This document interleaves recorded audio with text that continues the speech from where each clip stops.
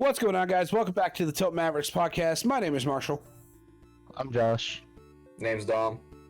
You got Phelan here. Today we'll be talking about Mortal Shell, taking a deep dive into that, some of the things going on with Lab Zero Games and MikeZ, as well as taking a look at all the fantastic news coming from the DCfandome.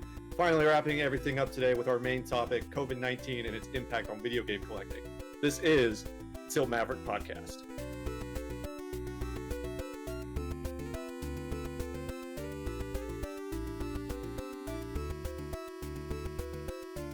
So we got a lot of awesome topics to talk about today, but first off, let's talk about what everybody's been doing this week. Josh, how about you go first, man? What you been up to? Working, coming home, waiting for the rest of my commander cards for Magic to come in. That's about it. You bastard. God, those decks are insane. Yeah, it's a doozy of a deck. I've had the pleasure / mispleasure of having to go against it. It's pretty good. I'm gonna swing at you for 80 damage. What you blocking with, Phelan? That's the goal. I have one thing with Death Touch. I have one. You can take me from there. Man, I would be talking there, Phelan. You with Mr. Like have every ability under the sun like a sliver. Huh? Bastard. Master of trades, jack of all trades, master of none, buddy. You can't have all that going in the hood. You have to be focused, brother. We talked about this last podcast. No, that's very true. That's very, very true. Oh man, it's gonna be insane to do that deck. We'll have to do a episode on Magic and have Josh delve a little bit more into that deck. What about you, Dom? What you been up to, man? I know you're back in school. I moved back to fucking college, and for better or worse, I am in a large triple room over myself because they did not assign a roommate. Ooh, nice. It looks like a modern dystopia, and I'm going to tell every single one of my friends that I hate that when we went to COVID, the United States was like, all right, we're in a modern dystopia now, but it's gray Americana and not neon and fucking cyberpunk shit. Because come on, man. I've been telling you guys about the pop socket that I've been wanting to pop on my forehead so I can hold my glasses. I want What? those body augmentations, brother. No, I'm ready for a I wanna be cyberpunk War world. Machine, man. I'm ready for it, man. Cyberpunk kind of stuff. I am totally down. That'd be amazing. No, we're not ready for it. That's a bad time, Marshall. That's a great time.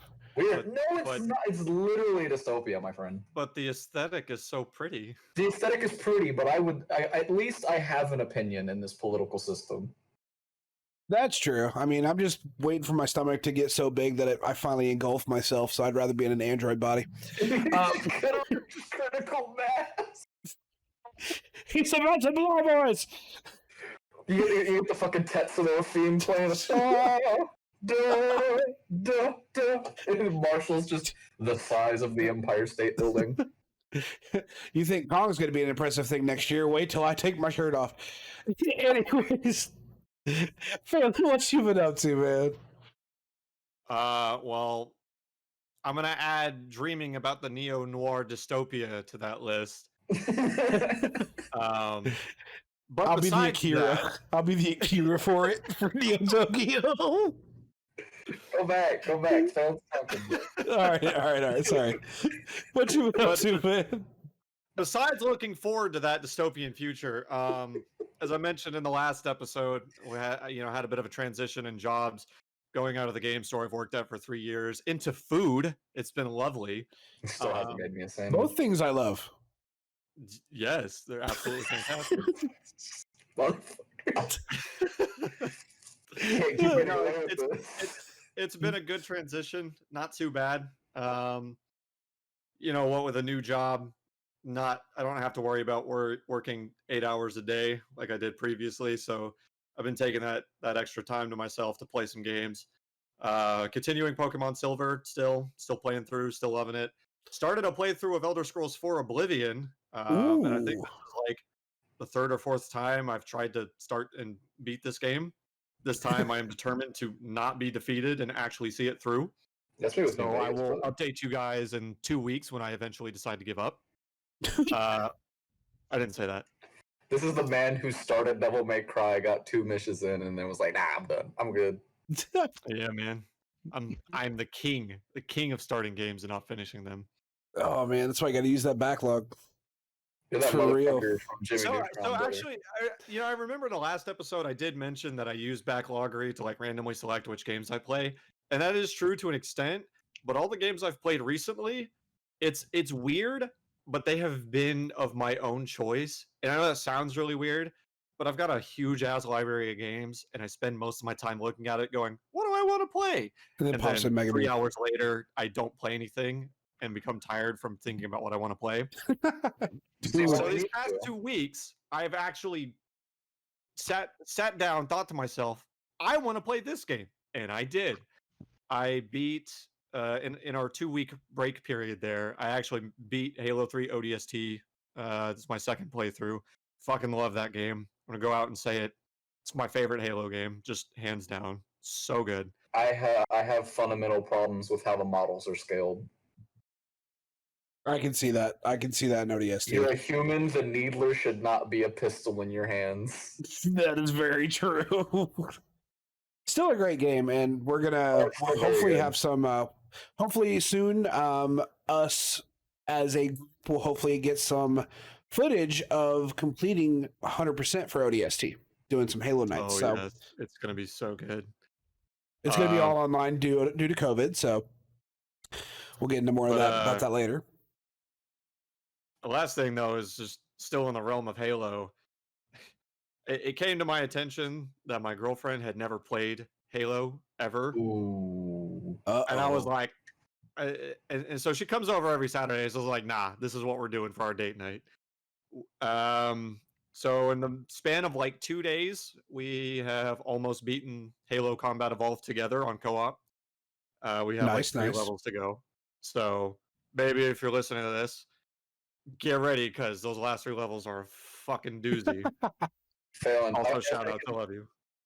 All I can imagine is your girlfriend coming over to your house, right? And going, Phelan, did you bring the wine? And then there's like rose petals leading into the bedroom, and you're like the girlfriend's following the little rose petals into the room, opens the door, and you're like munching on some game fuel and some Doritos, and all you hear on like a little CRT is ho, ho. That It's is like, are you ready for our date, honey? And she's that like, is exactly the picture you need, except instead of bringing in wine, she brings in wine and gamer fuel. See, It's not that's me that has it, it's Makes her sense, that though. has it. that's not the route I was thinking at all. I was thinking following the rose petal, finding you sitting there in your boxers and a Master Chief helmet. But anyways, that's it's kind of funny that you mentioned that you and me are doing that because I actually just got Panda on that. Oh, that Halo It's the co-op. forbidden fruit of the Halo. Master Chief off. It's funny that you mentioned that because I actually just got Panda to install Master Chief Collection as well, so we're gonna be running through those too. It's gonna be fun. I will say this. Even with my girlfriend who has not played Halo, thankfully playing co-op in general makes the library way easier of a level. Yep. I want to punch a monitor every time I have to play that stupid fucking level. Oh my god. Unless you're playing Halo 3 on Legendary, because the AI do not miss. That's a good point. Time for Halo gamer 3 is confessions. Legendary I've pretty never easy. beaten a Halo level on a difficulty higher than normal because I suck ass. Really? You've Alright. not that? I suck ass at Halo, dude. That's like, Alright. dude, I'm like the biggest Devil May Cry fan, but I've never hit triple S. That's what that sounds like to me. We're lassoing all of Halo. It's Yes, we happening. are. Josh, Yes. gonna hop in on that lasso. I actually am planning to do a lasso run. That's what Marshall was talking about earlier. Oh, get out of Lasso? here. Yo, what Josh said, Lisa. Tomato, bitches. Lasso. It's lasso, brother. Fucking lasso your goddamn fucking face over to mine. Oh, We're Anyways. incredibly off topic, and jeez, Marshall, what you been up to, man? this is an actual strong So- start. no, I love it. It's been chaos. Without going into too much other detail, I ended up getting a job. I am going to be a writer, which is awesome. considering last podcast we talked about me being Team Xbox, I just got a internship being a writer for an Xbox website, which is awesome. Which is going to play into this Halo stuff like crazy. Outside of that, me and my wife did a Banshee run for a trying to get from one city to another in just a few hours, and that went very poorly. Turned from a 12-hour run to an 18-hour run when she had to work tomorrow, and that was nuts. Other than that, I've just been trying to get through. Do what? Don't leave out the part before that where you did a 6-hour run to town to be in town for a few hours to do a 6-hour run to go back home to do that Banshee run. Oh no, that was the Banshee run. That was the Banshee. Okay, so my fat ass. Hold on. My fat ass broke my glasses, and there's no place around here that is a sister company, so I had to go all the way back up there to get size fitted for a new pair of glasses. So I went from where I'm at now back home with my wife, and then all the way back in a day. Wow. And then stop by the house, pick up my mail, and yeah. In my house, I was napping in my bed, and I woke up, said hi, got up, and he was out the door. Chief, what are you doing in that Jeep Wrangler? It was nuts, but it was a fun trip. Me and her got to connect pretty well, and just stuff you don't get to do very often, and just been playing through Samurai Jack, trying to get that one done since that one came out on Friday. If you guys don't know, Samurai Jack at Battle Through Time released last Friday on all modern platforms, and it's getting a physical release on PS4 and Switch through Limited Run Games. So it's been really fun, and I can't wait to actually write my review for it. I actually can't wait to pick that game up. It looks pretty good. It actually has a very in-depth combo system. It feels very much like maybe a little bit stiffer Devil May Cry. I've only played the first game, but it feels kind of similar to that, where the combo system works as you progress and unlock new abilities and upgrade your weapons. You actually get a really cool different button combos, and the animations are just so cool. And if you're a fan of the show, this is right up your alley, because it kind of traverses back through the time from each season, and I thought that was fantastic. I noticed that it's like a weird mix of a character action game, like your Devil May Cries and your Bayonettas. But when it sits you down in front of a boss, it's almost Souls-like in comparison. A lot of times, yes. I was watching Lythero fight the Scotsman, and it was very much in that vein, which I think is a good segue because Josh has to talk about Mortal Shell today. Ooh, oh, yes. I've already dumped probably close to 18 to 20 hours in that game, and I've only owned it for 3 days now. 3 or 4 days. Goddamn. Oh yeah. If you don't know, Souls games are in my top 5 favorite genres. In each one alone, I have at least 400 hours in each game alone. I bought Dark Souls 3 a month and a half ago, and in under a week and a half, I'd put over 100 hours into the game. So I'm a huge Souls fan, and I'm always looking for Souls-likes and stuff to play, which there's some good ones out there. But Mortal Shell is one of the first ones that I've played that's different enough that it really hooked me. And the mechanics are fun and interesting, and it's made by a really small indie dev team, but it's insanely fun. So the concept of it is in the name, Mortal Shell.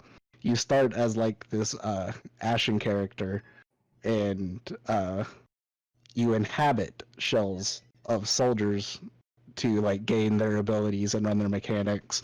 So here for y'all, I post a picture of a quick overview of the 4 shells that are in the base game that you can play as. Oh, that's really cool. And yeah, instead of leveling, dumping stats into characters or into your character, like in Dark Souls or whatever, you have these guys, and they each have set stats basically that each focus in a different area. So the first guy up there, Horus the Vassal, he's he's the first shell you get, so he's the most average. He has a good, he has the best balance in between your attack and defense, for like your stamina and your health. And he's really fun to play. He's kind of basic, but the way they work is you don't put stats into them, but they have abilities that you unlock that increase their mechanics and give you different things they can do that's specific to each cell. So like the first one I posted, Haros, he's balanced. The second guy is Solomon. Solomon's like a heavy shell that has high resolve, but he has low stamina. So resolve is a mechanic where you can use special abilities with your weapons and what you use for the parry function in the game.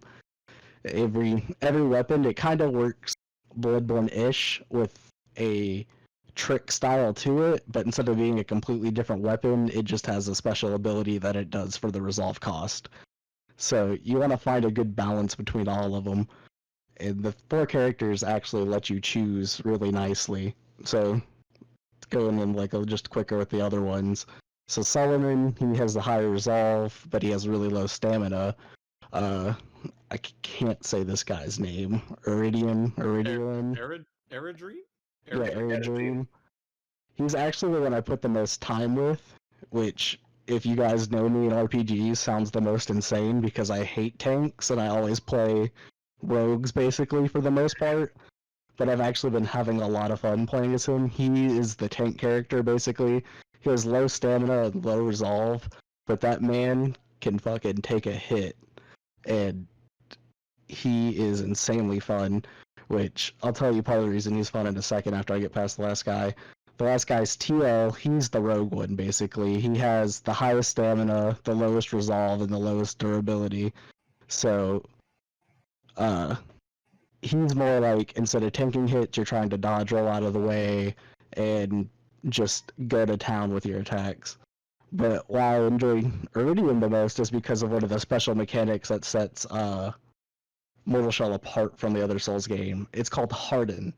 So instead of having a shield for your defense, you have this mechanic called Harden, where you hold LT if you're playing on controller. I don't know what the mouse button is or the keyboard is, and your character actually turns to stone, and you get to tank hits. You get to tank like 1 hit or 2 hits if it happens fast enough during the frames, and you take no damage, and it can actually offset your opponent, allowing you to get in a counterattack. Which, so it does like a stagger type thing? Sometimes, yeah. Like small enemies and stuff, it'll stagger them. If it's the bosses, so far from what I've encountered, I'm only like a third of the way through the game, but the bosses I fought, it mostly sometimes will stagger, but most of the time you just tank through their hits, and it lets you basically stand right up against them to punish them on their end phase or whatever their pattern is. So it's almost like a Samurai Showdown parry, where like you hit your thing and then they like bounce back after they took a swing at you, and it gives you kind of that parry window. Yeah, a little bit. Sounds like full armor. Thing. I'm imagining like Mei from Overwatch turning into an ice cube and then swacking you with a sword after doing it. Yeah, pretty much like that. So there is the parry function too, which is flat out a parry, which if you play any Souls game, you parry and then it lets you go into the riposte attack, which that's actually the main way you get health back in the game, because you don't have like Estus or blood vials really like in the Dark Souls series or Bloodborne. It follows more the pattern of Demon Souls, where your healing items are limited, and most of them, instead of being instant health, it's regen over time items. Mm-hmm. So with the resolve and the parry mechanic is when you get the parries on the hits, and you hit them with your riposte attack, you actually get a chunk of health back for that. So it actually forces you in boss fights and stuff to get up close and try to engage and learn parry windows for stuff, instead of trying to just blunder your way through it because you have healing items on you. That's another reason I'm really enjoying it. That sounds awesome. It sounds definitely right up your alley, dude. Oh yeah, it's a lot of fun. It's very limited because, like I said, it's made by a small indie team, but the scope is insane. So far, my only complaints is enemy variation is a little stagnant. There's like 4 to 5-ish in every area, every temple you go into, and then like in the main hub area. But after you're like clearing through an area, you'll get through all the variations pretty fast, and it gets a little stale there. But for a small indie team, I think that's kind of fine and acceptable because they took a lot of care with each of those enemies in their movements. And for the most part, they're all pretty interesting to fight. I don't ever have, like, I haven't gone up against one and I'm just like, oh god, not this guy again. From fight him again, it's, oh god, not this guy, he's annoying kind of thing, which is how it is with those games. Yeah, to speak on the scope, as we're talking about this, I'm on the Epic Game Store. I'm watching some of the trailers, and for a smaller team, I mean, man, this game looks damn good, dude. Like the fidelity is great. There's a lot of really good animations, and this is all just based off what I'm seeing in the trailer because I've not played it personally, but all these different elemental effects and some fucking medieval bazooka looking thing. I mean, for a smaller team, Sorry. No, you're good. For a smaller team, this is damn impressive. Like, if you had just shown me the trailer, I'd have probably just looked at it and be like, oh yeah, it's totally AAA. Has to be. It looks that way. Looks great. No, the graphics are amazing. The gameplay feels really good. There's a few like hits on connection and stuff like that where I'm like, that didn't fucking hit me. There's a little dead space in between. But as all of us as fighting game players, I think everyone's well used to seeing shit hit you that you're like, that's not even close. Now, do you know what engine they're using, or do they build their own for this? It's Unreal. It's Unreal, I would assume. Yeah, that's what it looks like. Unreal Engine 4. Yeah. Okay, yeah, because I mean, dang, an indie team developing their own engine looking like that, but no, it looks like a AAA title. It really does. Yeah. Oh yeah, but now going back to the bazooka thing, Phelan, that's really funny that you called it that because you want to guess what it's called? The ballistic Zooka. Wow, It's a combination. Strong name. I butchered that a little bit, but it's literally just a combination. So like a ballista Zooka? Yeah, a ballista and a bazooka. That's wonderful. That's the only like ranged weapon in the game, but it's crazy. It's really fun to use. I've screwed around with it a little bit, but no, it's fun. There's only 4 weapons in the base game that you can get besides the ballistic Zooka. There's the starting sword, which is called the hollowed sword, and its resolve gimmick is it has a spike that comes out of the end of it that you jab into your enemy that puts them into a stagger, basically. And the upgraded version of that is called Molten Spike, which puts them into a stagger and catches them on fire. So it's your opener. It can be. It's also a really good interrupter because you get iframes while you're deploying it. So if you're in a panic situation, your harden's on cooldown, and you're going to eat a huge chunk of damage. If you have the resolve, you can pop that, and even if it misses because you don't lock on, you won't take the damage. So they're really handy mechanics. I've actually only screwed around with the hollowed sword because the only other weapon I've collected is the hammer and chisel, and I'm not about blunt weapons. I'm a sword guy, so I haven't really touched it. But there's the hollowed sword, there's the hammered and chisel, there's a Zweihander, and there's a giant fire mace that I forget the name of. But the weapons, like, they all have a really nice variety on their movesets. They feel fun to use so far. I used the hammer and chisel long enough just to screw around with it, and it is a lot of fun to use. I just don't care about the weapon type. Part of its special gimmick is the chisel is actually poison, so you can put poison damage on people. The Zweihander lets you put like a cold debuff on people and freeze them. So they all have very different and unique mechanics for people to screw around with, and you can find one that fits your playstyle really well. That's awesome. Yeah. That's one of the things I noticed. Being a newer Souls player, I played Demon Souls, and then just gave up the franchise kind of style of game altogether, just because of how angry that game made me. You've introduced me back into it, and one of the frustrating things I've found is in the beginning stages, it's kind of hard to figure out what you want to use as a weapon, considering like the limitations of it. And that sounds like it opens it up like a lot more to players who are maybe new to the style of game. One of my favorite things is it actually harkens back to more original Dark Souls game, where the entire world is open to you. You can go tackle any of the temples in whichever order you want. You can go try to do whichever the bosses you want. If you're stuck on a boss, you can just leave that area and go to another area and try to get through that way.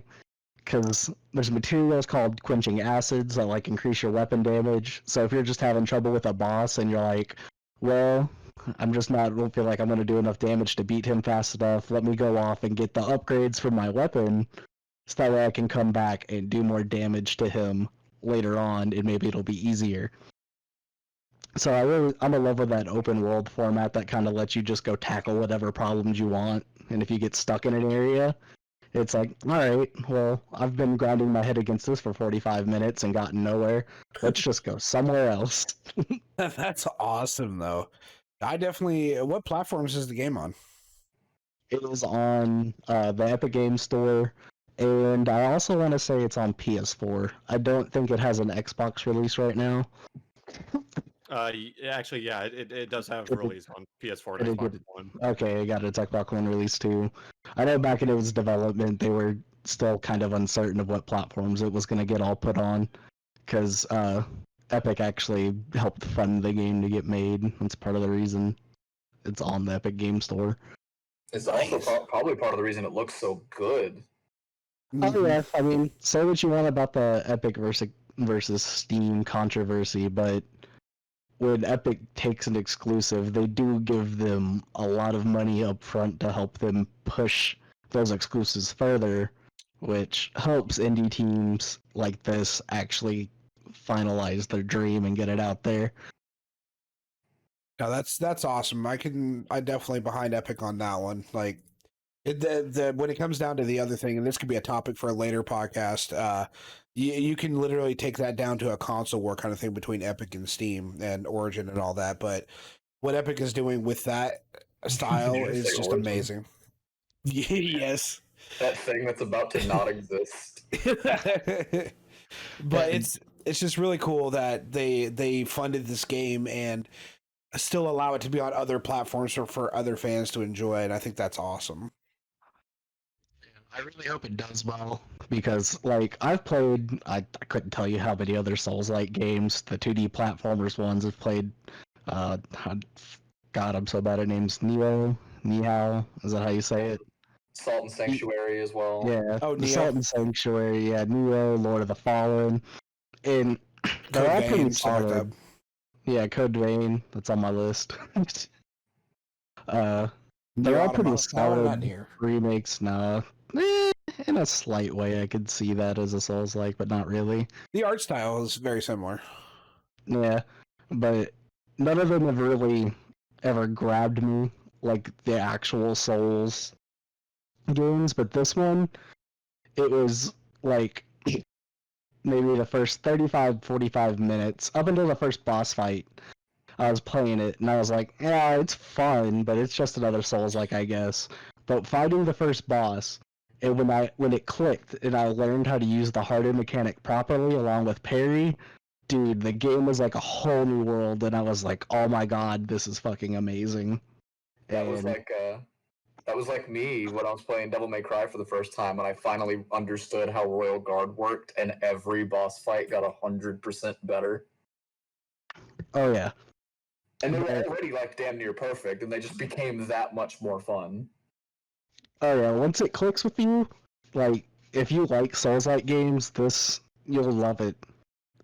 It's got no PvP and no co-op or anything, but the company has said that they have no plans to work on it right now, but they've hinted heavily on trying to implement it later on. So it kind of seems like this game's going to be they put out the base game, it's really solid.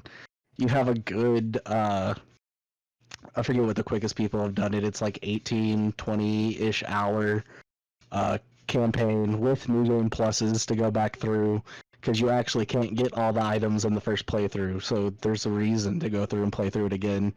And they have plans to add in more stuff, from what we understand. So it'll be a cool thing to watch evolve as we go. It's That's awesome. definitely a project that is worth supporting. Yeah. Oh yeah, and I will say right now, if you're interested in it, through, I forget what date it is, but Epic has a coupon going on where you can literally get the game for $20 right now. You get $10 off. It's only $30 to buy it, so that already that's not a bad price at all.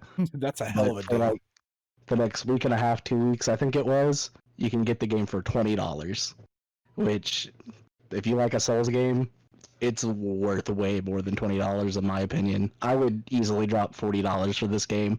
Not 60, but I would definitely be willing to drop 40 of it on it. It looks like a $60 game. It looks AAA.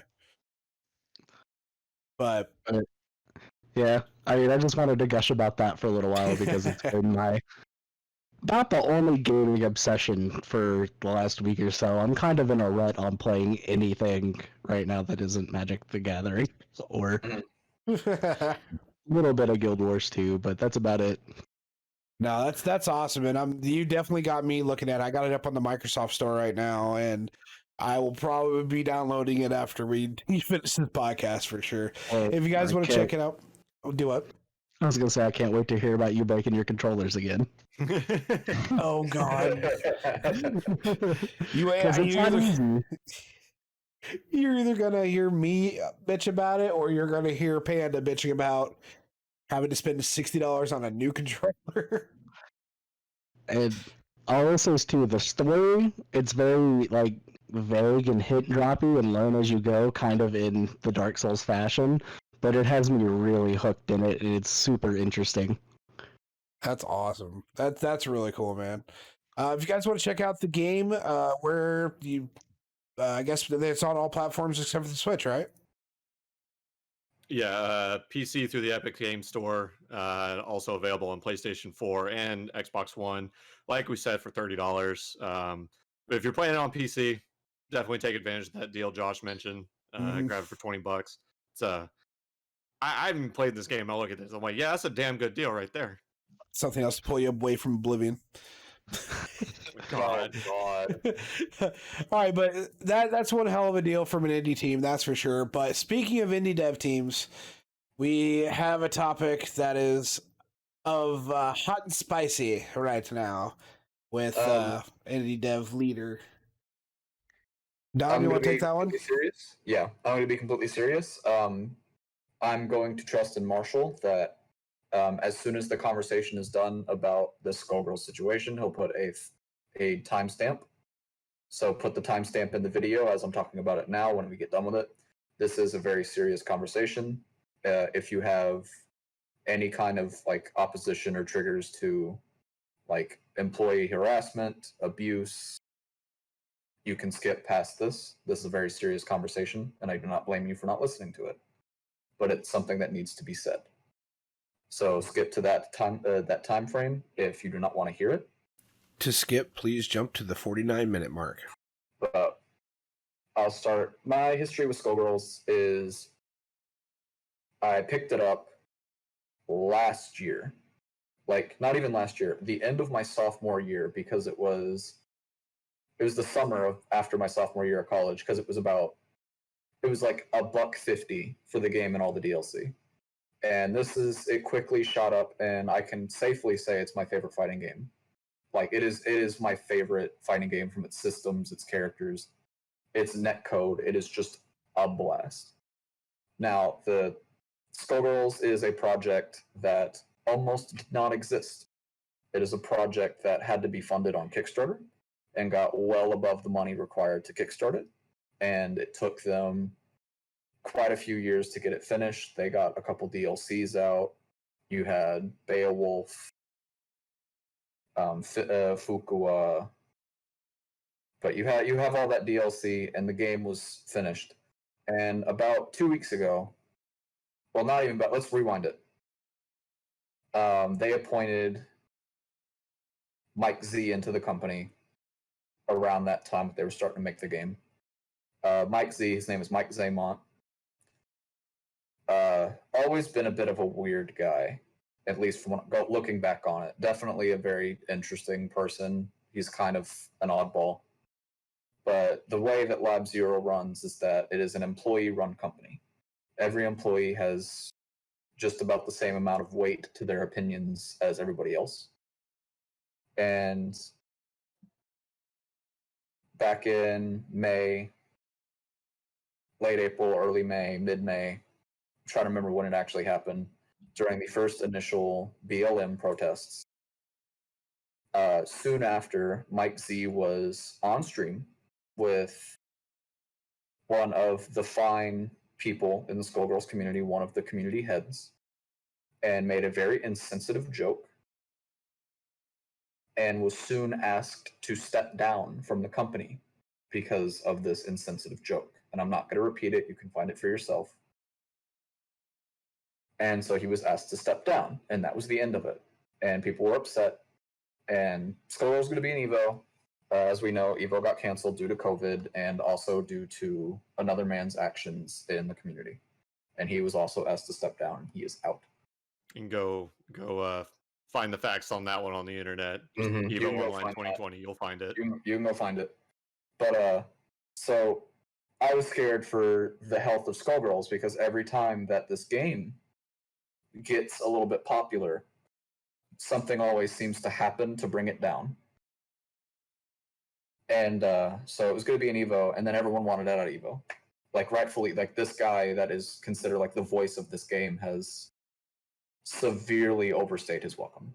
He was asked to step down, and about a month and a half, 2 months pass, and we're at the present day. Negotiations fell through with the company, and he assumed control over Lab Zero. From my understanding, he assumed control and he was not going to leave. Now, this prompted all of the employees to leave Lab Zero. And after I heard what was happening, and I'm going to go back, this is an employee of Lab Zero. His or her name is Click Again. You can find him or her on Twitter at Click Again. After weeks of, this is his account, and I quote, "After weeks of trying to make things work out with MikeZ, I decided to quit my job at Lab Zero Games. This is not a knee-jerk reaction to singular recent events made public, but a whole retrospection and investigation among all employees at Lab Zero. I was shocked to read others' company chat records of MikeZ putting others in extremely uncomfortable situations, as well as exerting his position of power to demean and control employees. MikeZ had sometimes made me feel unsettled at times, but I never knew how broad his actions were. This was a clear pattern of systemic abuse and lack of empathy, while himself refusing to accept feedback and not showing a willingness to change. Shortly after the public exposure of MikeZ's interaction with the fan, the board and rest of the employees decided the best to make the workplace safe again was MikeZ to leave Lab Zero. However, MikeZ is the sole owner of Lab Zero Games, and separating owner from a company is not as fast or an easy process.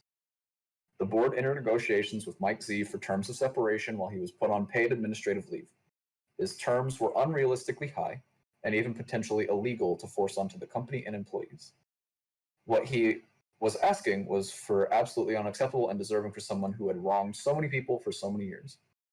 The board and employees would not stand for someone to be handsomely rewarded with his ill behavior, and we rejected the majority of his terms.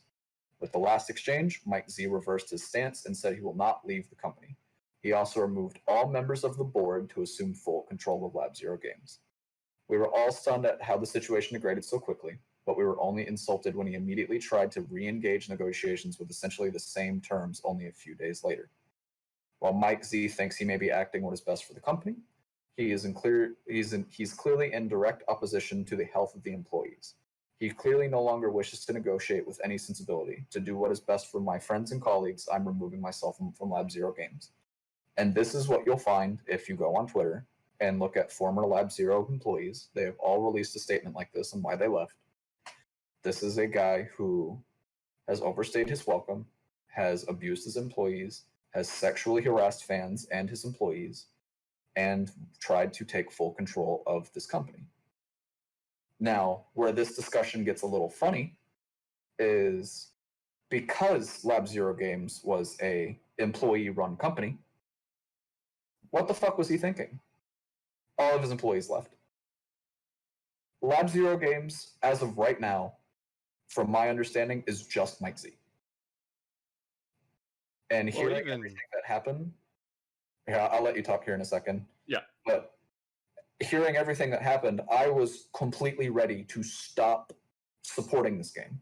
Because not 2 weeks ago, they announced that we were getting a new DLC character in this game. That's huge. That's like 5 years after this game was finished. And immediately, MikeZ. Every time this game becomes popular or in public light, MikeZ. I was so close to just, I'm not going to support this game. Now, what you had to say, Phelan? Well, I was going to go back to say, like, yeah, everybody left. Honestly, employee-run company or not, you know, you look at Lab Zero, the way it's set up is obviously an indie studio. So employee-centered or otherwise, I mean, that was really the only end result that could have come from honestly just acting that way, acting a fool like that. Is really the only outcome. So I mean, I don't know if he saw that coming and just didn't care, or if he just really was that daft. I don't know. But I mean, that was really the only way that was gonna end.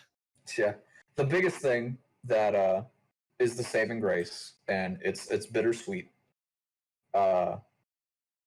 Indivisible, I believe, is owned by MikeZ and Lab Zero, which is the RPG that Lab Zero put out with Autumn Games. And for better or worse, I think the game isn't that good or that bad. It's kind of in the middle. That game is probably dead. We will not see anything else for that game, and we probably will not see the main character come to Skullgirls. Now, what's good for Skullgirls is, did someone want to page MikeZ and tell him who actually owned the IP? Because it wasn't Lab Zero Games. It was Autumn Games. So we have the official Autumn and Hidden Variable statement regarding Lab Zero Games. And I'm going to read it when I pull up on my phone because it's easier to read there.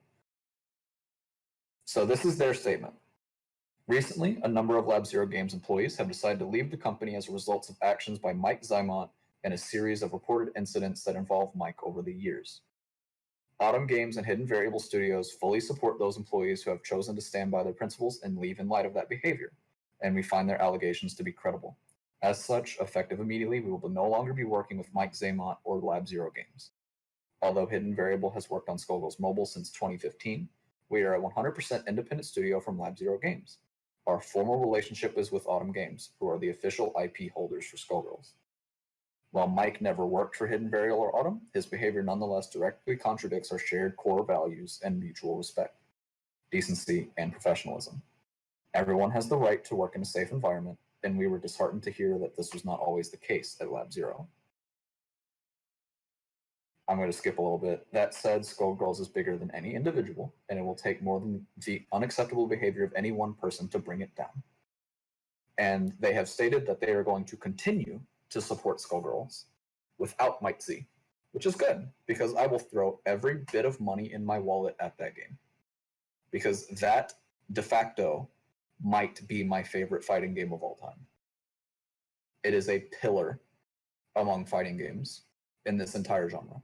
And if you haven't played it and you haven't picked it up and you haven't labbed it yet, please do. Yeah, without looking, I'm pretty sure it's on Steam right now for like at most $5. So It goes on sale all the time. All the day, all the time. I really have no excuse. Keep it on Fanatical. It is $1.50, $2 for the game and the DLC. Like, this is a video game. I gotta say, as somebody who's played it myself, yeah, it's damn good. Netcode is good, characters are good, mechanics are good. I mean, it is damn good. So definitely show your support for Hidden Variable. Definitely show your support for Autumn Games.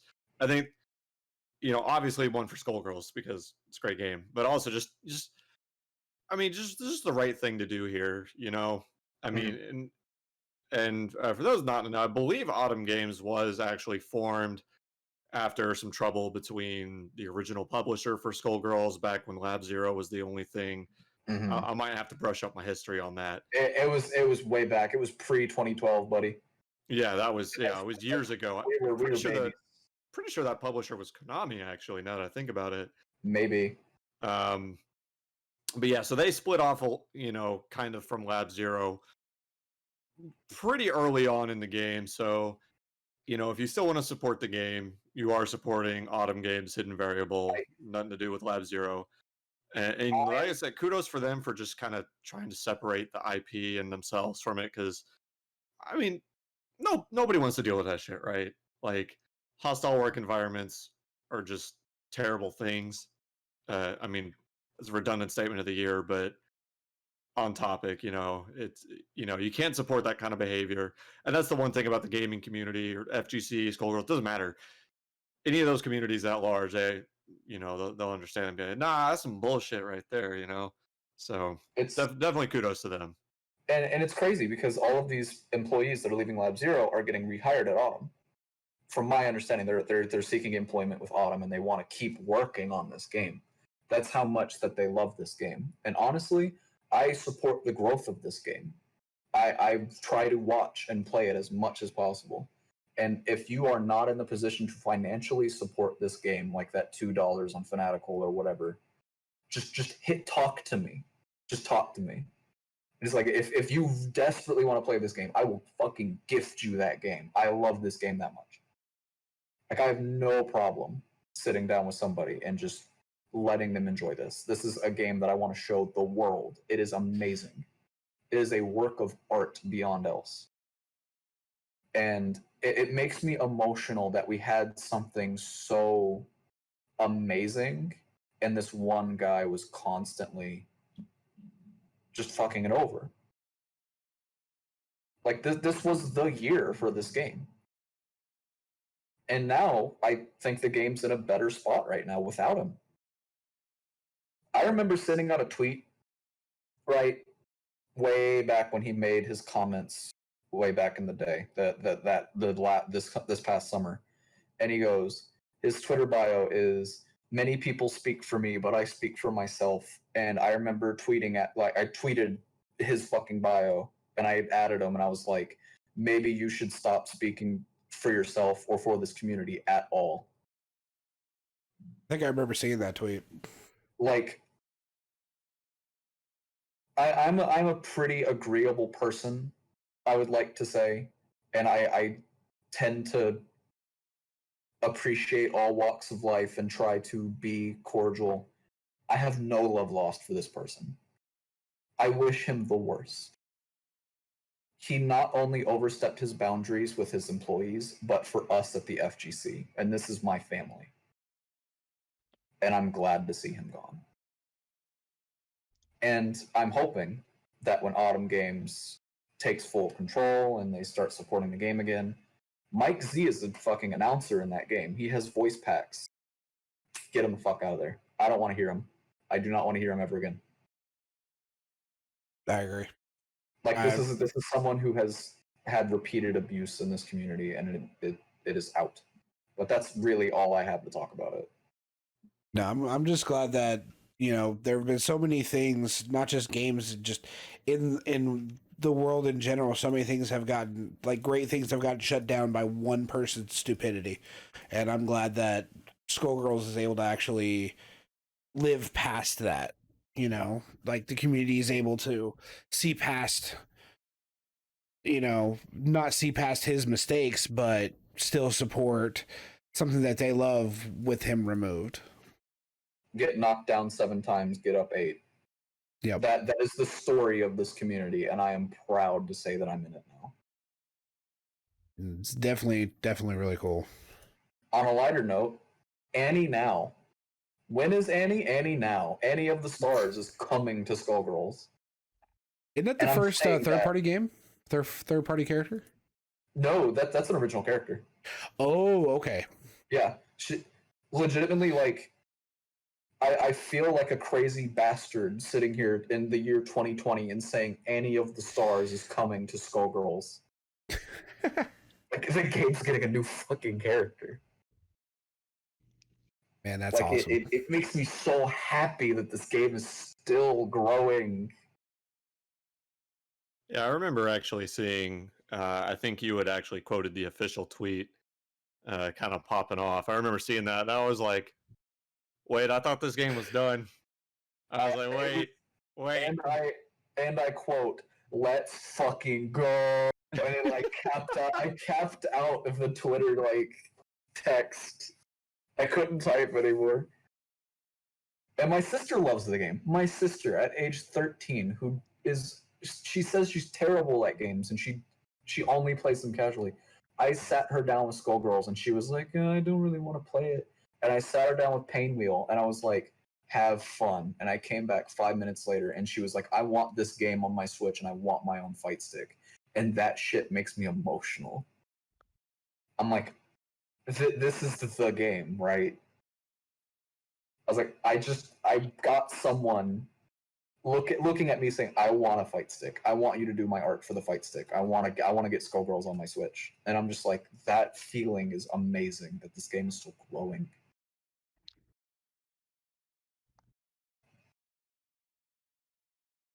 I love this shit, man.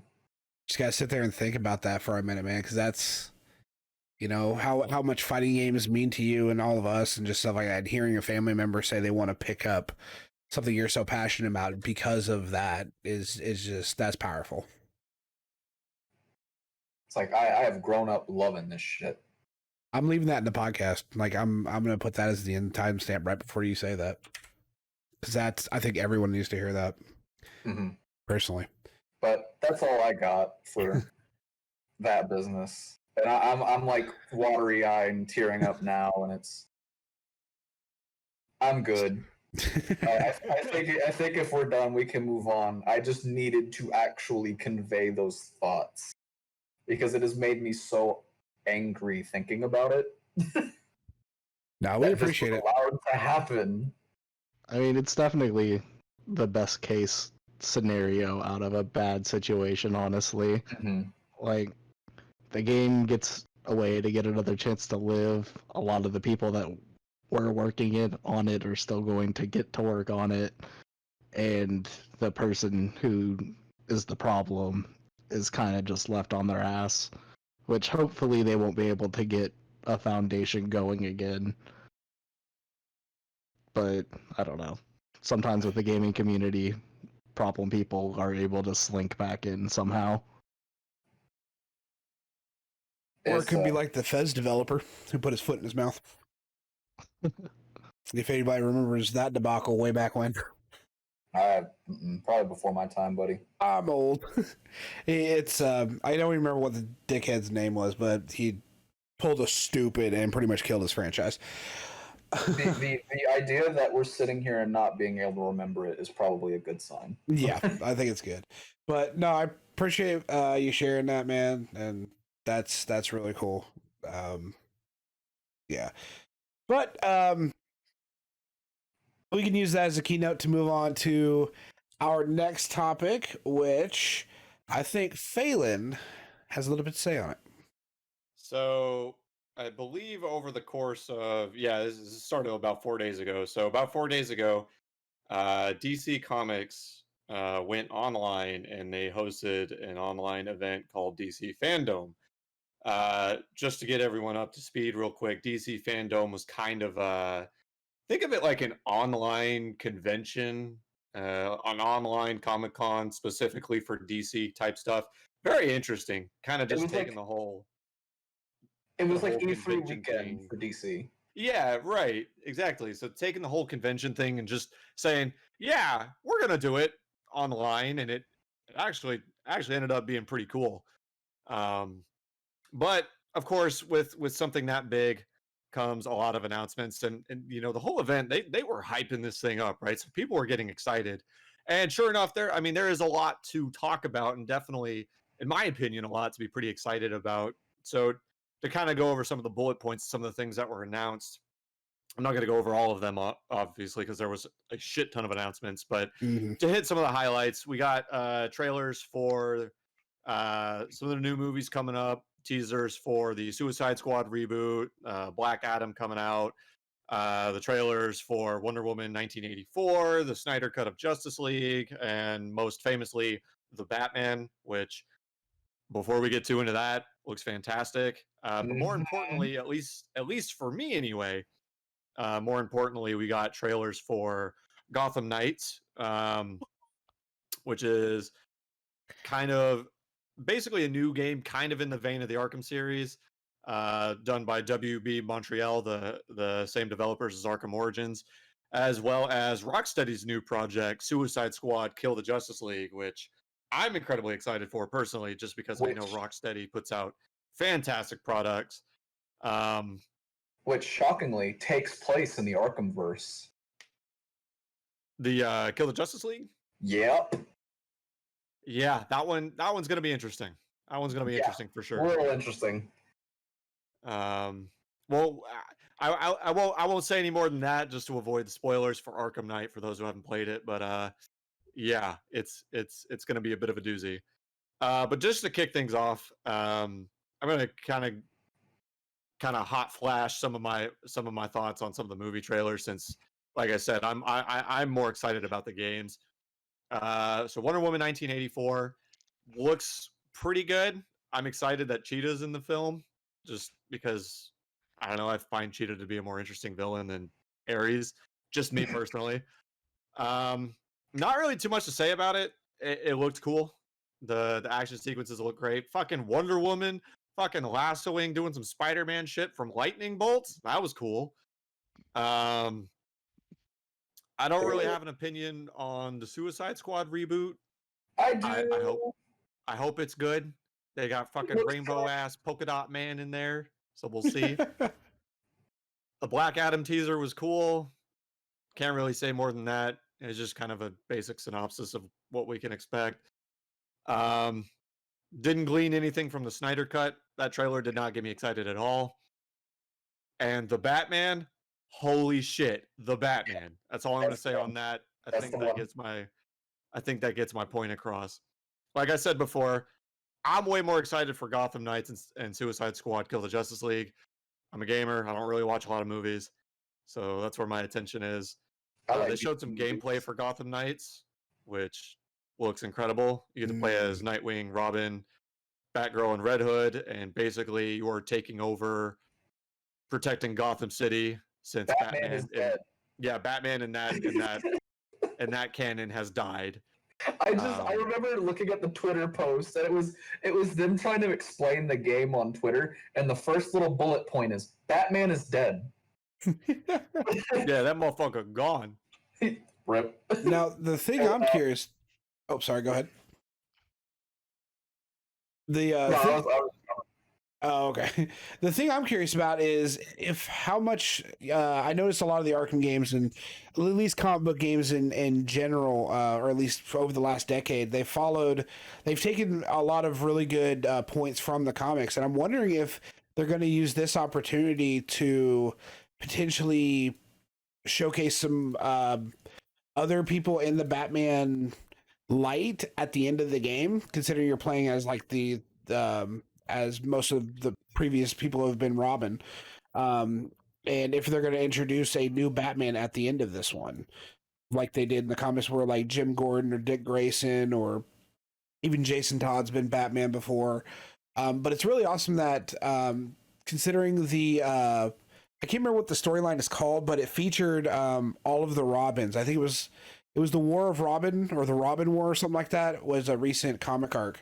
And I'm wondering if they're tapping into that vein as well. It looks so good, though. That would be an interesting story element for like later in the game.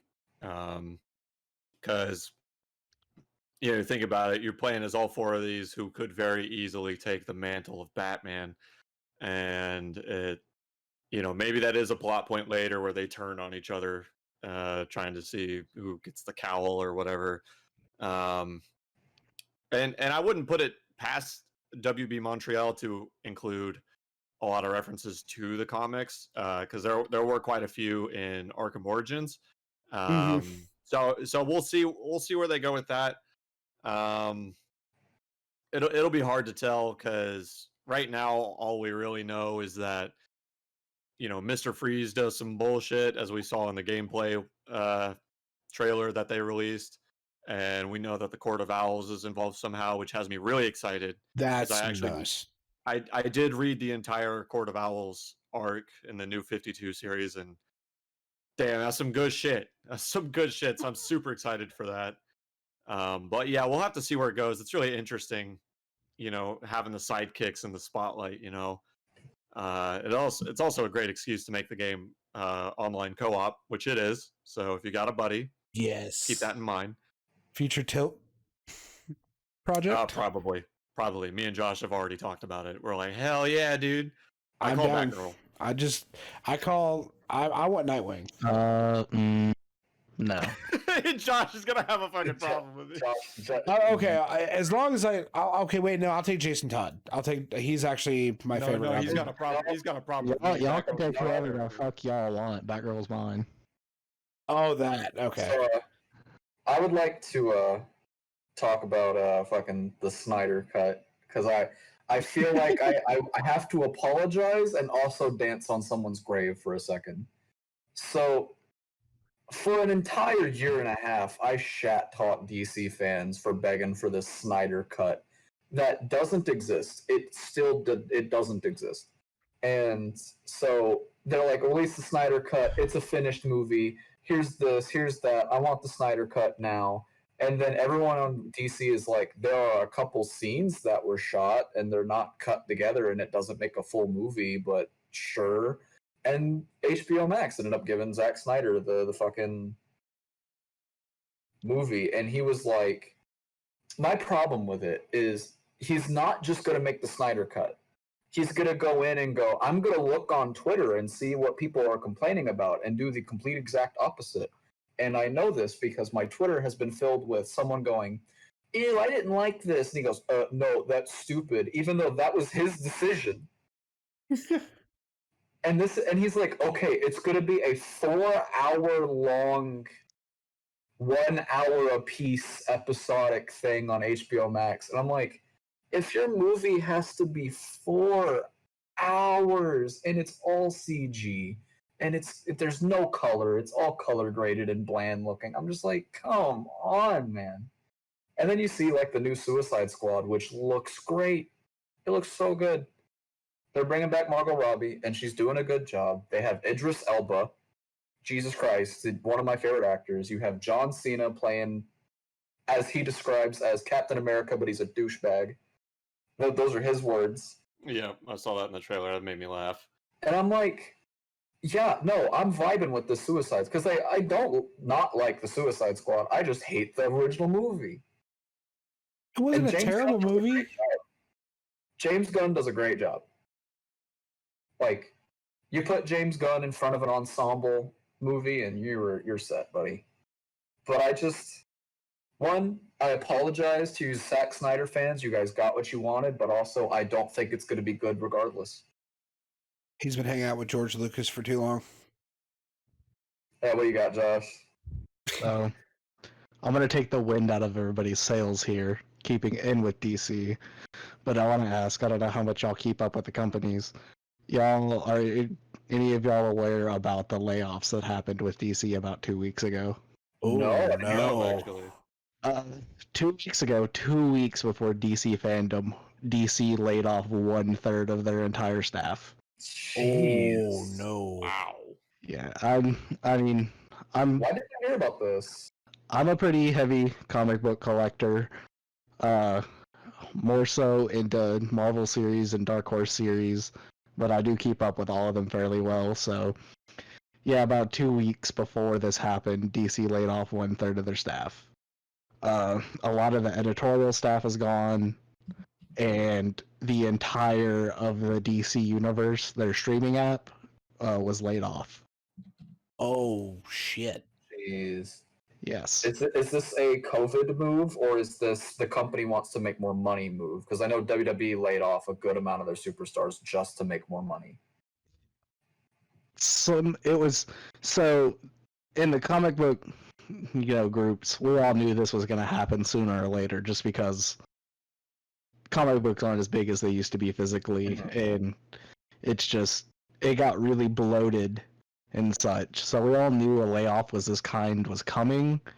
Everyone's pretty much in agreement that COVID has made it worse and accelerated the process. Mm-hmm. But it's also them streaming down. Like DCU is gone. All of their stuff is getting rolled into HBO Max. Which some of this is probably an AT&T move because AT&T actually owns Warner's, who owns DC down the chain, whatever. And if you aren't aware, AT&T is in a shitload of debt.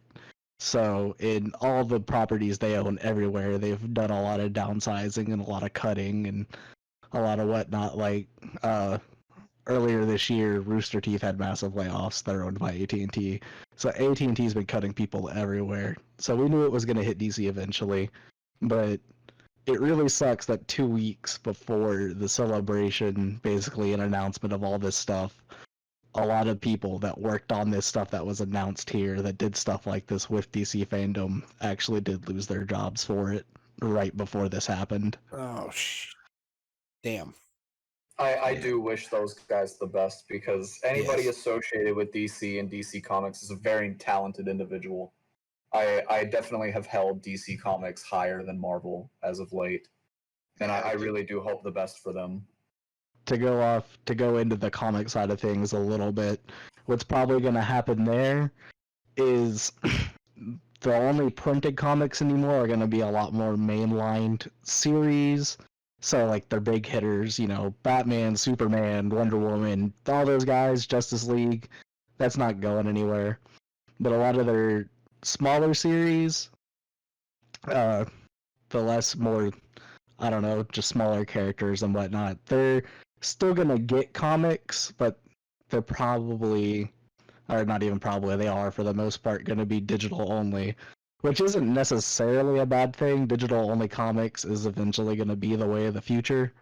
I mean, at this point already, physical is more just for people that love that media and collectors, which it grows mostly smaller as the years go on instead of bigger.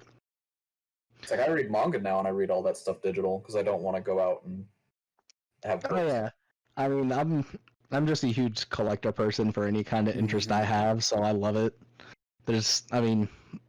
I read digital things all the time, books and whatnot. It's way easier to carry my phone around to do stuff like that. But there's something to be said about holding paper in your hands that's just lovely. Same reason I still order retro game magazines like Mega Visions and Retro Gamer. And I mean, the apps are great though. I mean, I'm a subscription to Marvel Unlimited and the DC comic app. It just sucks to see that it's dying. Yeah, admitting it. I genuinely think. Yeah, you go, Phelan. Yeah, digital comes for all medias. We've seen this. Obviously, comic books. It's coming for movies. It's big on games right now. But with all that being said, and with my thoughts kind of being out on the floor about a lot of the things announced, kind of moving back in that direction. If anyone else has any thoughts or reservations on any specific announcement, you go ahead and voice it. Oh, Robert Pattinson's Batman. Oh my god. All right. So I've always been on board with it, and I'm like, yeah, I think he'll be good. But watching the trailer and watching him move as Batman and watching him act as Bruce Wayne, I think he is the total package. And it's crazy that I was alive during the Christopher Nolan, Christian Bale Batman and Heath Ledger Joker, and I think it's crazy that I'm alive for what could be the best versions of those two characters in my lifetime. Like, we have both Joaquin Phoenix and Heath Ledger as the best two, in my opinion, and we have Christian Bale and Robert Pattinson as probably the best two as Batman.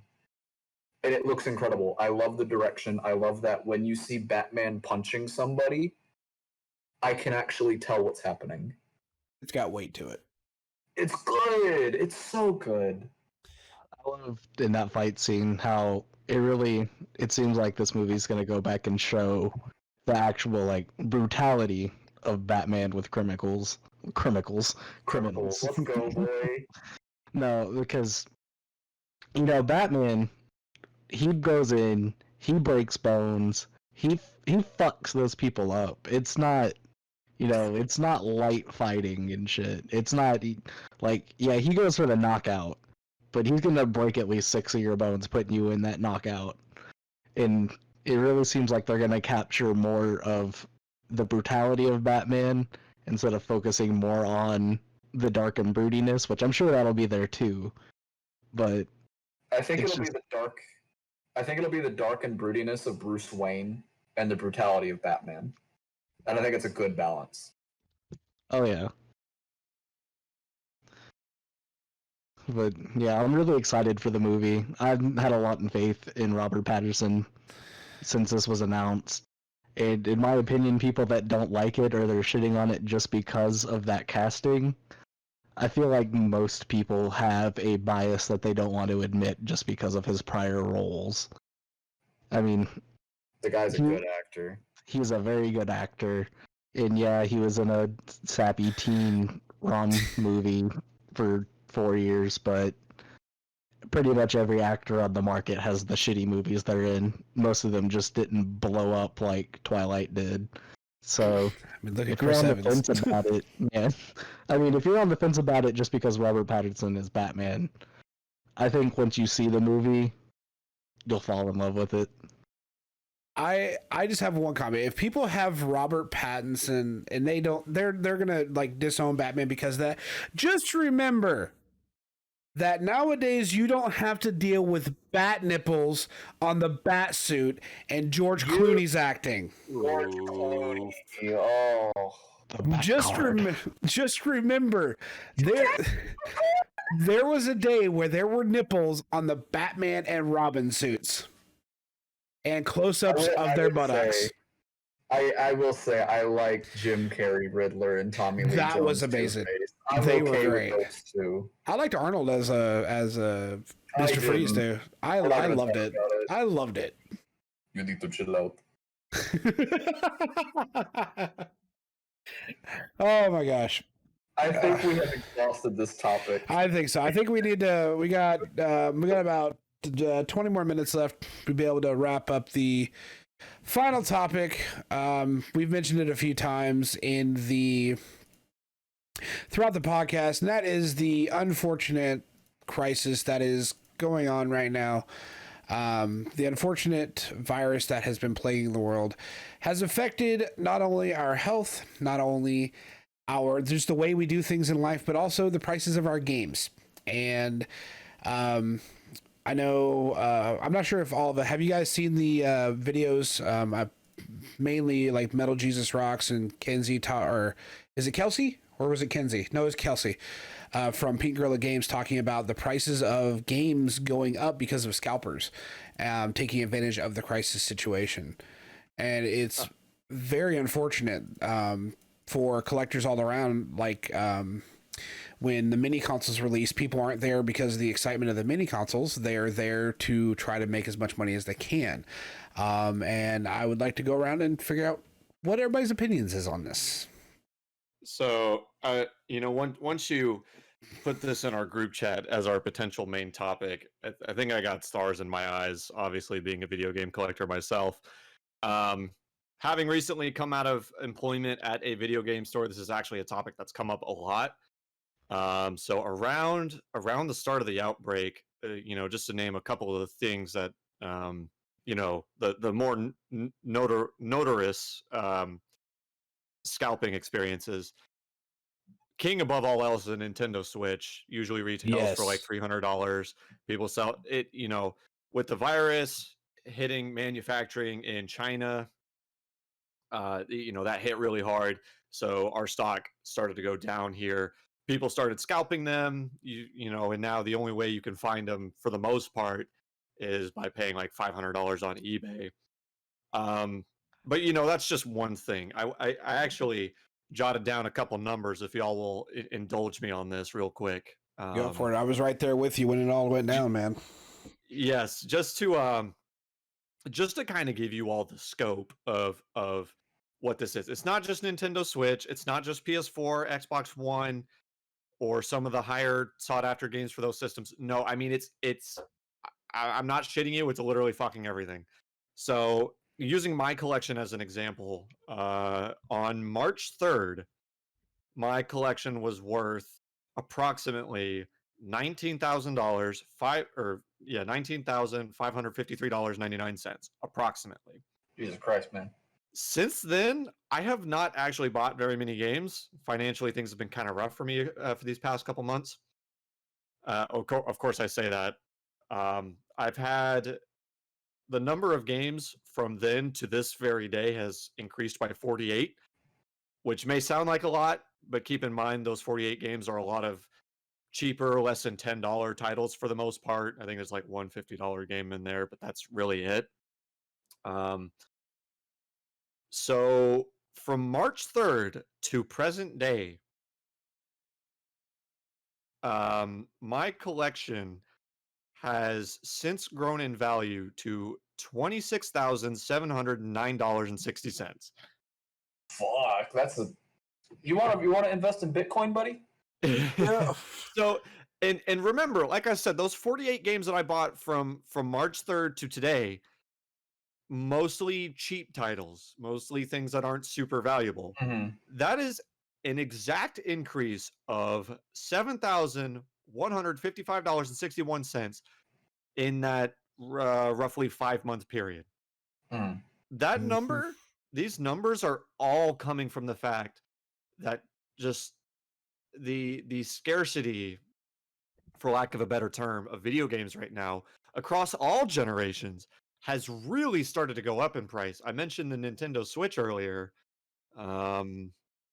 sitting at it's come down since then, so it's sitting at about an average value of $382.55 on average. But if we take right, yeah, okay, but if we take a look at some of the older things I have, we'll talk about Earthbound. That's an easy one. Very common game, but it fetches high prices because it's so sought after. So, that game was sitting at around, a couple months ago. In fact, let me just pull up the exact numbers because I can do that thanks to price charting. Shout out to price charting. Oh yeah, you can see the previous sale prices too. Yeah, and that's how I'm doing this for the record. If anybody kind of is curious about this themselves. So in March, right as the outbreak happened, the game was worth $167.36 loose. That's about average. That's about kind of what it was going for. If you look at previous prices. 100 and what? $167. Bullshit, buddy. If you look at previous, is that listing or selling? Selling. Those are ones that are actually selling. Fuck. All right. So people if you buying Earthbound for that much, people want it, man. That's all it is. But months leading up to March 2020 stays at about that price. Nowadays, just the cartridge alone, it averages out at a sell price of $280.43. That is not supply and it is supply and demand, but it's just because COVID has had such an impact. And I mean, I could go on and on and on and on. I mean, another standout thing I see is, Pokemon Emerald Complete, Dot Hack Quarantine, Chibi Robo on GameCube. I mean, it gets just about anything you can think of has been affected in this way. And it's made collecting really difficult. But yeah, those are, just to spitball some numbers and kind of give you guys the scope. So I'll open it back up. Phelan, hold on real quick. I'll do you one better. So I've always wanted a new box copy of Super Metroid, the non-player's choice version. Mm-hmm. And in April of 2020, a new copy of Super Metroid in box, non-player's choice, is $305. Does anyone want to take a Price is Right reckon of what it's worth now? $650. Looking at the site. All right. So Marshall says $650. Phelan, Josh, what do you got? You said non-player's choice complete? Yeah, like just the first print, new, complete.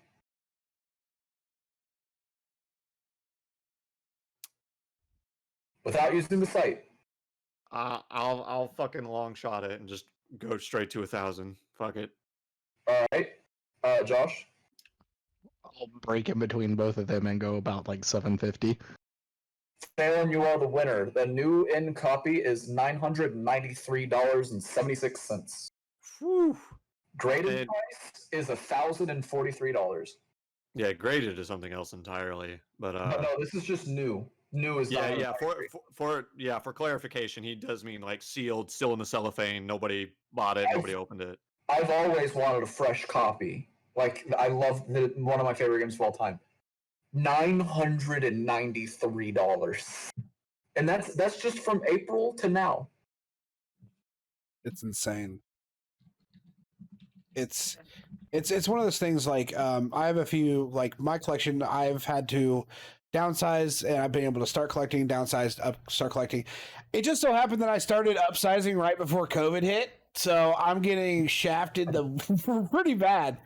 Like one thing I've noticed via documenting all my games that I'm starting to collect again, I'm actually going for all the heavy hitters right now. So I'm having to pay these upscaled prices. Like I just bought the entire Castlevania series 1 through 4 for probably at least $60 more than I would have paid like 8 months ago. Like one of the games I recently bought, Skies of Arcadia, for a while it was hovering right around $40 loose. When I went to go buy that game online just loose, I couldn't find it for cheaper than $150. And the sale prices usually average about 60, but before COVID, literally the month before COVID, it was hovering around $45. What I'm noticing with a lot of games is they're increasing at least by $10 a month. Just recently, earlier last week, I'm still waiting for it to come in the mail. I just bought Mega Man 5. One of the harder games. That's, as Phelan responded, it's one of the harder Mega Man games to get in a good condition, and it was hovering for about a year, hovering right around the $70 mark. I had to pay $90 to get a copy that wasn't busted. Like $9, that's a $20 increase in just a few months, and these scalpers are literally taking everything. And the upsell, if you want it, it's insane to just try to find it for a decent price. So retro collecting is almost impossible, but even new stuff is getting hard to do. One of the most anticipated systems that was coming out for me is I've always wanted a TurboGrafx 16. I could never find it for under $200, and collecting for it is probably one of the most expensive consoles to collect for in the Americas, outside of the Neo Geo and the 3DO. But they released a mini console. The thing is I was going to pre-order it. It was, what, $80, if I'm correct, when it came out, I think? I think so. Yeah, $80 for a mini system.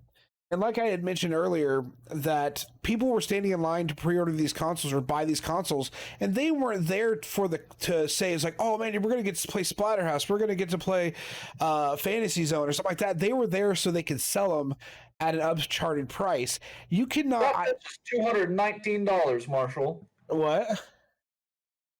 That's enough, dude. I'm looking at a $219 median. Exactly, and that's my point. Is my wife said I could finally get one, and I go look for it, and all of the used ones are like $150 without even the fucking connections or a controller. It's like $80 when this thing came out, and now I can't find one for under $200. I'm having the same damn problem I had with the original console, but this one has all the games on it because I calculated up with my wife. Of course, I was kind of being scummy and telling her how much money I would save by getting the mini console. So I got the prices of all the games. Buying all those games would be $3,842 to buy all those games for the original TurboGrafx. I could save money by paying $150 on a loose TurboGrafx mini, but it's impossible to fucking find. So I had to settle with a Super Nintendo mini for fucking $80. So how am I able to find a Super Nintendo mini used in complete in box for $80, but a brand new console of a console that not a lot of people knew about, considering Sega and Nintendo was a thing during that time? Like it's so insane. Like I'm getting off on a rabbit trail here because of how mad I am. But it's just so insane that I mean it's stupid. It's so stupid because they're taking advantage of, like, not only of course with all the movements going on right now. This year has been shit for one, and people are just taking advantage of this crisis or crises that we've had this year to try to put money in our pocket rather than trying to make shit better. Essentially. And it's frustrating because not only is the market dying, or not, okay, it's not dying, but not only are we in fear of losing physical media, the physical media is getting more expensive to buy. So it's going to drive us to that digital market because we would just want to play the fucking games, and it's going to drive us to want to buy digital because we aren't going to want to pay these super high prices. I mean, Mario, the original Mario, Super Mario Bros. And Duck Hunt should not be $25 fucking dollars. Like, I am not going to pay $25 for a pack-in game. That was $3. That's not a real thing. I promise you. Go on eBay. No. Marshall was like showing like median listings for those shit was going for like $25, and I was like, this is ridiculous. And people were buying it at that price. Oh my god! And it's so stupid. Like a 50-cent game. I would pay $5, but it's frustrating because if you're like, it's making collecting harder to do, and it's just because it's so hard to get. It's just insane. Like, and I'm not saying that's what the sale prices were for Mario Bros. That's just what people were asking for. It's like, oh, it's an NES game. It has Mario on it. Hey, $25. Like, you go to there's a flea market down south or up north of Hopkinsville that one of our friends took us to. Not going to mention his name due to privacy, but Phelan, you know who I'm talking about. I think Dom, I think you're the only one that hasn't met him, but Josh and Phelan know him. But took me up there. Dude wanted freaking $120 for Mega Man 2. Like, no. And he had some good stuff too. He had like Super Metroid. He had a Virtual Boy. He had the Sega, all the arcade sticks. He had the Mega Man 1 through 5. I'm like, oh, no. Okay, I feel better.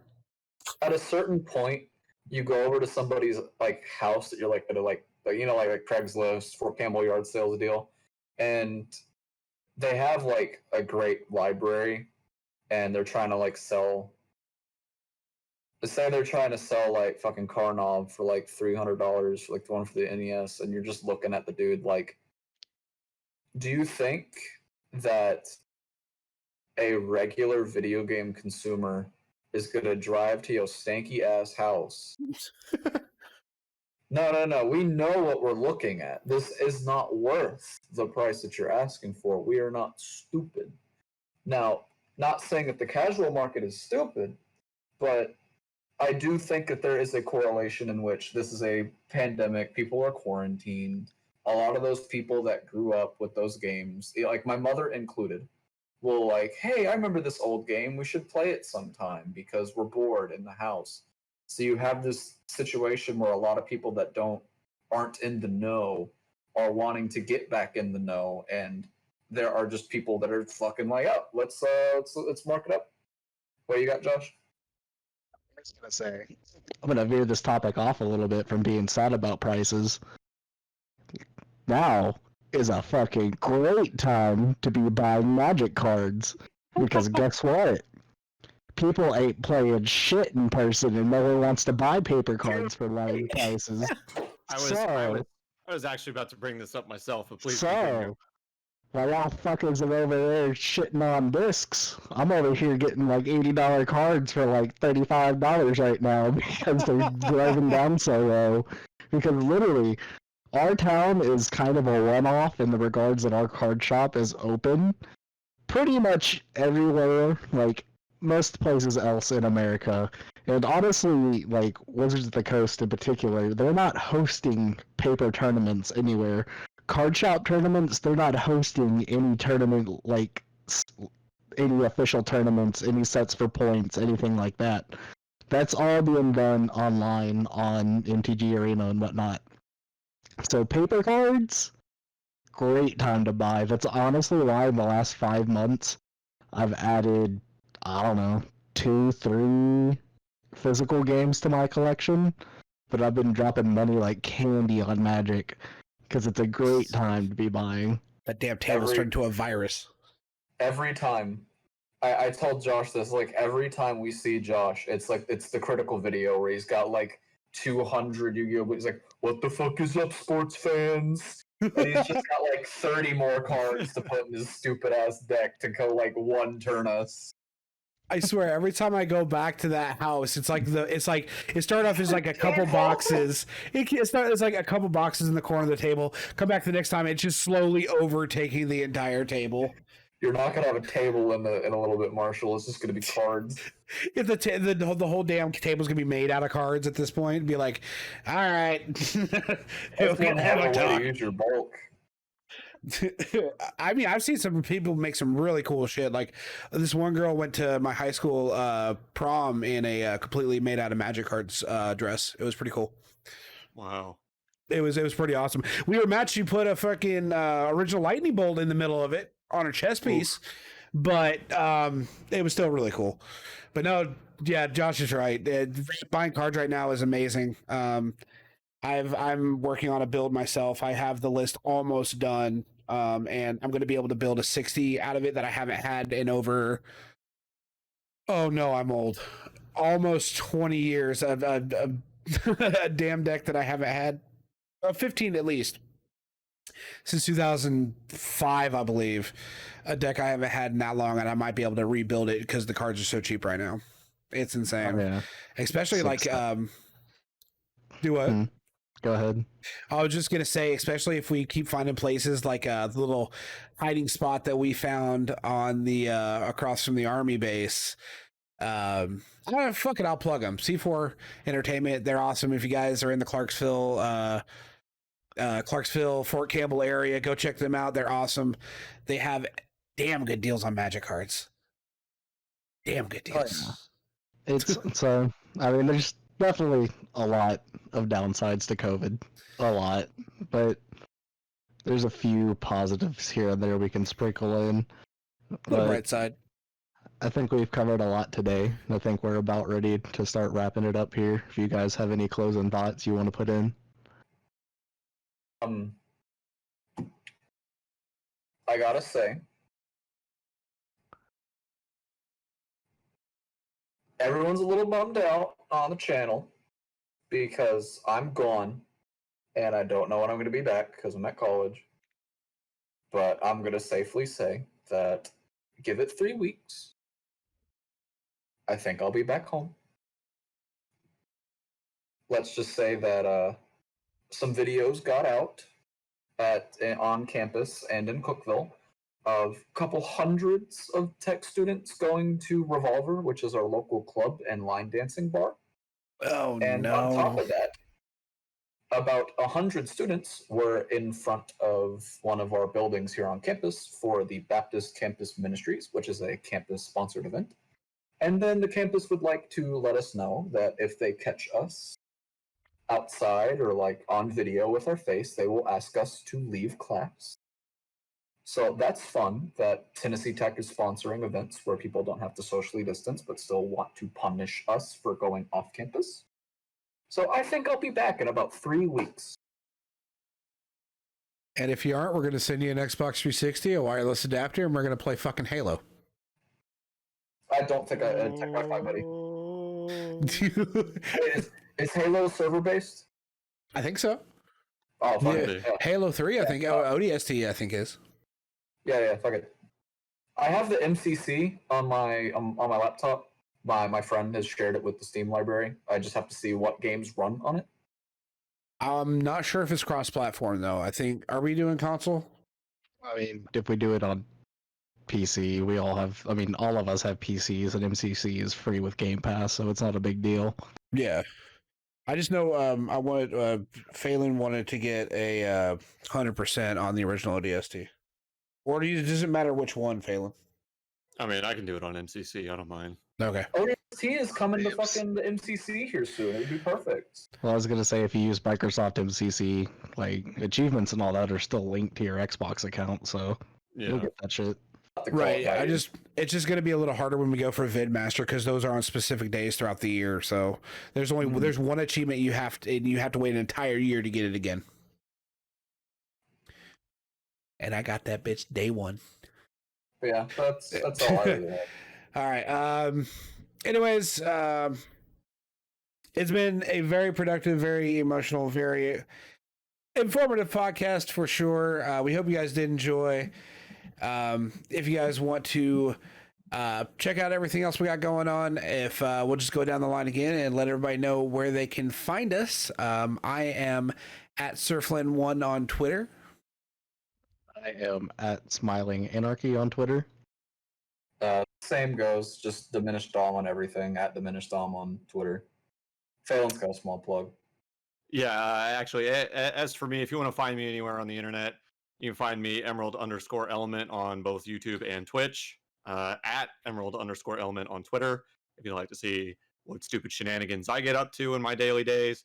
But if any of y'all have any input on what we discussed today, Lab Zero, DC-Fandome, the impact of COVID-19, any thoughts you guys have on any of the topics we hit today, definitely reach out to us on Twitter at Tilt Mavericks. We'd love to hear your piece of the conversation, or you can tag in any one of us individually. But that's all I got. If y'all have anything, please add to the conversation. We love to hear what you have to say. The man for running the Twitter forgot we had a Twitter. No, I didn't forget. It's just I wanted to act surprised because the lovely person running our Twitter, his name is Dom, would gladly like to talk to people. Yes, about things that we talked about on the podcast. And so reach out to that guy.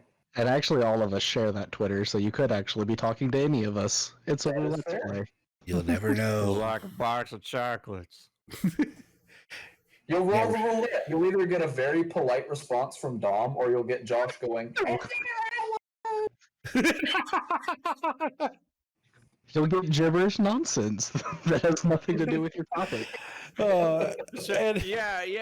This one game in my collection went up like $300, and you just long live Big Dick Jim, or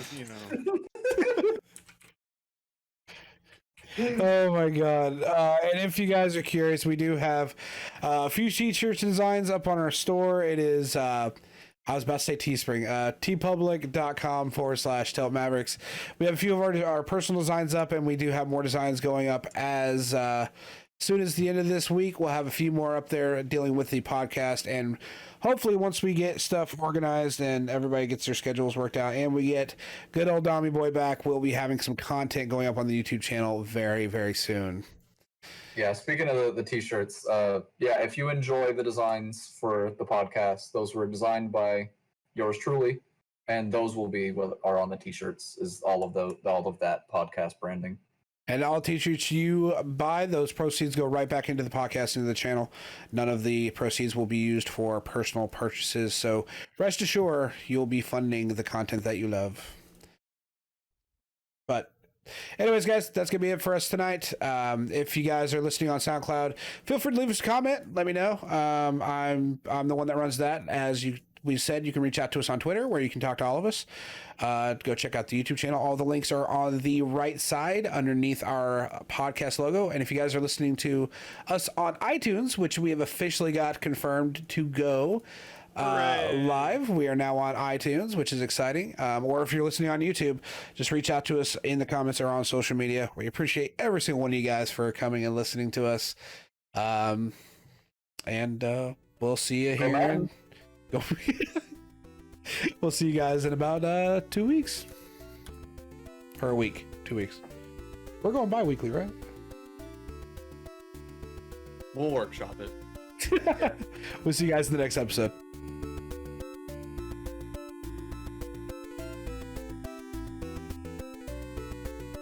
What's going on, guys? Welcome back. My name's Flynn1. Oh, shit.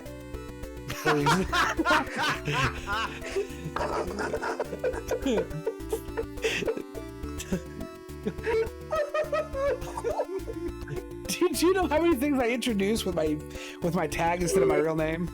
Oh, I'm gonna have to get used to that too. God damn it.